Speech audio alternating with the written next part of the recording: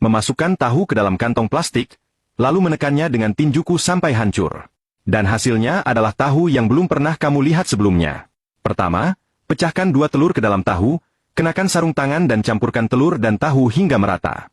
Kemudian tambahkan bawang daun cincang, lobak hijau cincang, ham cincang, daun ketumbar, garam, penyedap rasa, bubuk 13 rempah, setengah sendok kecap asin, 1 sendok tepung roti, dan tambahkan lebih banyak tepung terigu. Aduk rata dengan sekuat tenaga hingga tidak lengket di tangan. Oleskan sedikit minyak goreng pada sarung tangan, agar adonan yang dibentuk menjadi bulat dan halus. Lalu goreng dalam minyak yang sudah dipanaskan.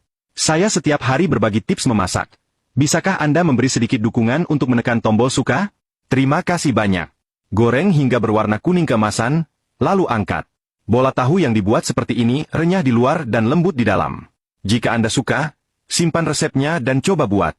Meletakkan nasi sisa di atas tahu, lalu remas dengan tangan hingga hancur.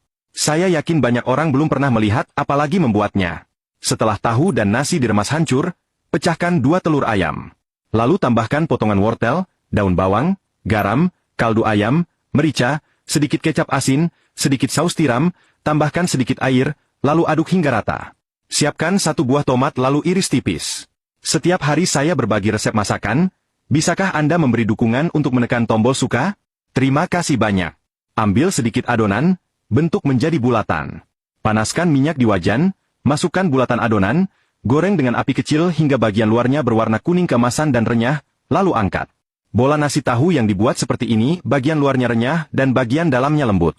Jika Anda suka, simpan resepnya dan coba buat. Lain kali jika Anda ingin makan kentang goreng, tidak usah beli di luar lagi. Sebenarnya, membuatnya sendiri di rumah sama sekali tidak sulit. Hanya dengan 2 buah kentang bisa menjadi 1 piring besar. Pertama, potong kentang menjadi irisan, lalu potong lagi menjadi batangan dengan ketebalan yang merata.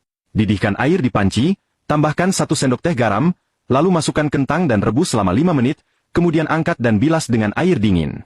Dengan begini, kentang yang digoreng hasilnya akan lebih renyah. Saya setiap hari berbagi tips memasak. Bisakah Anda memberi dukungan untuk menekan tombol suka? Terima kasih banyak.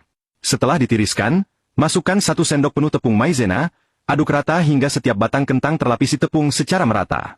Lalu goreng kentang ke dalam minyak yang sudah dipanaskan. Goreng dengan api kecil hingga bagian luarnya berwarna kuning keemasan, lalu angkat dan sajikan.